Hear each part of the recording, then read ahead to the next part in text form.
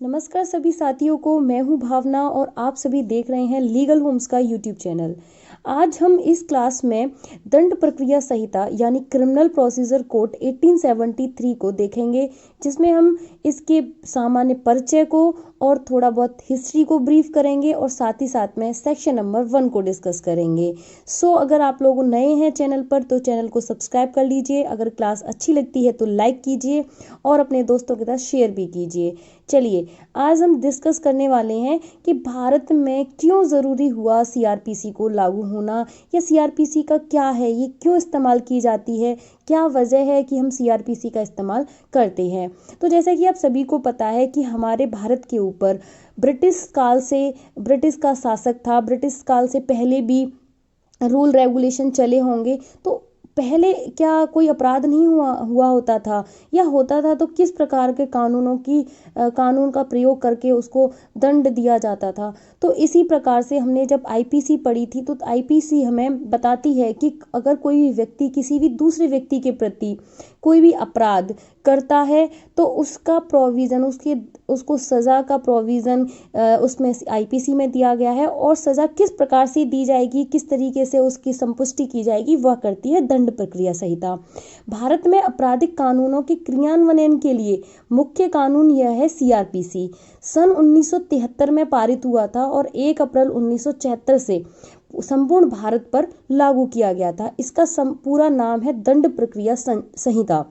जब कोई अपराध किया जाता है तो सदैव 2 प्रक्रियाएं होती हैं, जैसे पुलिस अपराध की जांच करने में अपनाती है और दूसरी एक प्रक्रिया पीड़ित के संबंध में और दूसरी आरोपी के संबंध में होती है।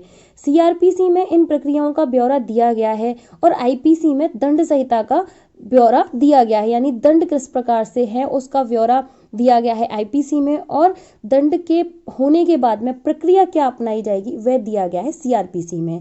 कुछ प्रकार के मानव व्यवहार ऐसे होते हैं जिसकी कानून इजाज़त नहीं देता है।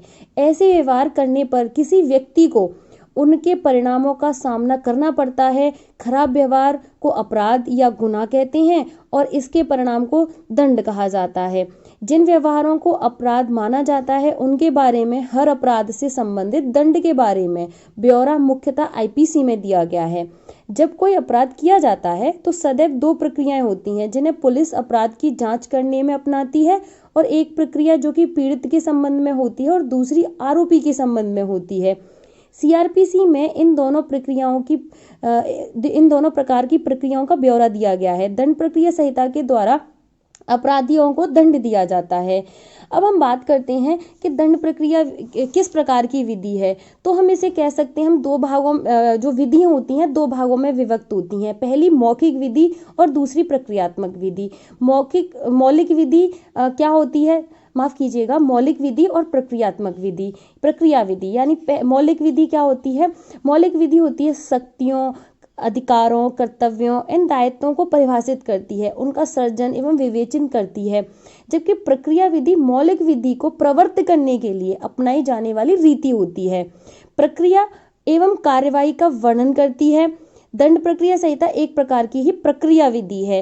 दंड प्रक्रिया संहिता को देश के किसी भी दांडिक विधि से पृथक नहीं किया जा सकता। यदि दांडिक मौलिक विधि समाज को सुरक्षा प्रदान करने का एक प्रमुख उपकरण है तो दांडिक प्रक्रिया इसे प्राप्त करने का एक महत्वपूर्ण साधन भी है। भारत में दंड प्रक्रिया संहिता 1974 में आई और इससे पहले की प्रक्रिया थी 1998 की। इसके बाद में ही 1974 की जो भारत की दंड प्रक्रिया संहिता है वह 1973 से पहले इस्तेमाल होती थी 1998 की दंड प्रक्रिया संहिता।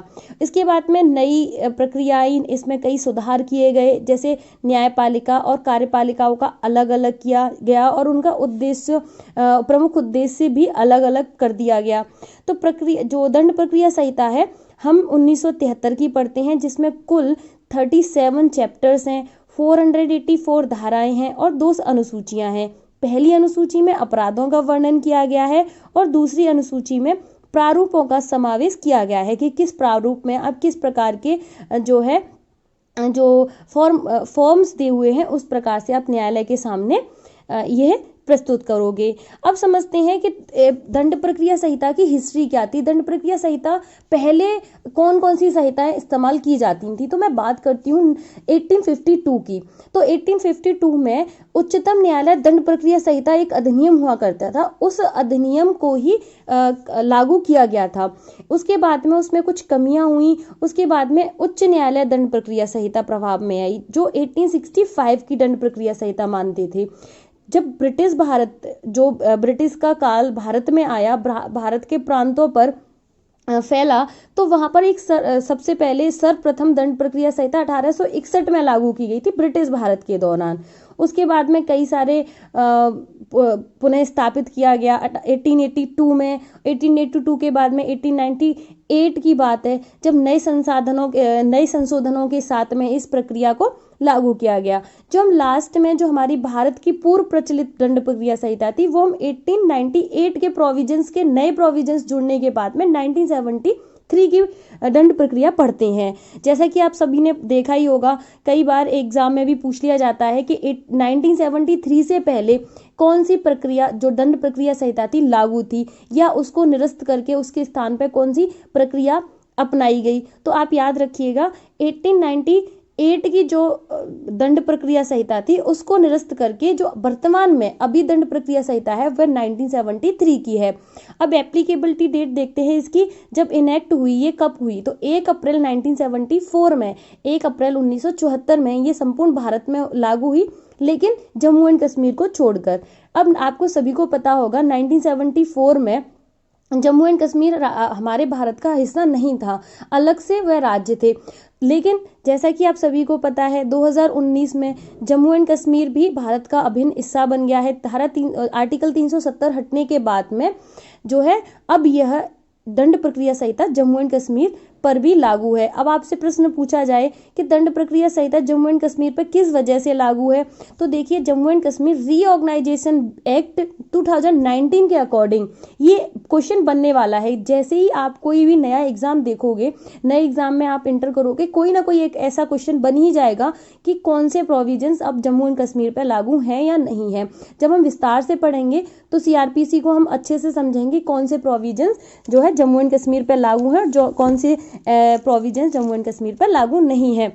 तो ये सारे क्वेश्चन हम बाद में भी डिस्कस करेंगे कि कौन से क्वेश्चन किस तरीके से बन सकते हैं, लेकिन फिलहाल हमारा मुद्दा ये है कि सीआरपीसी अब जम्मू एंड कश्मीर पर भी लागू है, राइट। अब कुछ और भी जो संहिता के जो चैप्टर्स हैं, चैप्टर नंबर 8 जो कि 106 से लेकर 124 तक पर शांति कायम रखने के लिए और सदाचार के लिए प्रतिभूति वाले, और चैप्टर 10 जो कि सेक्शन नंबर 129 से लेकर 148 से, और जो पुलिस के निवारण कार्य हैं 153 वाले उपबंध नागालैंड के राज्यों और असम के जनजातीय क्षेत्रों पर लागू नहीं है।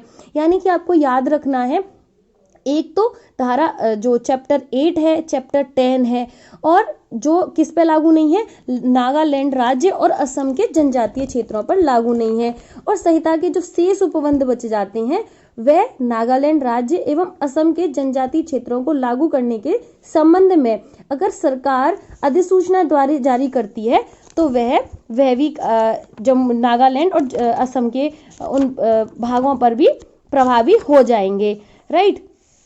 सो ये था चैप्टर नंबर 8, चैप्टर नंबर 10 और चैप्टर नंबर 11, जो ये बताता है कि नागालैंड और असम के जनजातीय क्षेत्रों पर लागू नहीं है, लेकिन अगर सरकार चाहे तो एप्लीकेबल करा सकती है, जैसे कि राज्य सूचना में, राज्य पत्र में अधिसूचित करके इस तरीके से करा सकती है।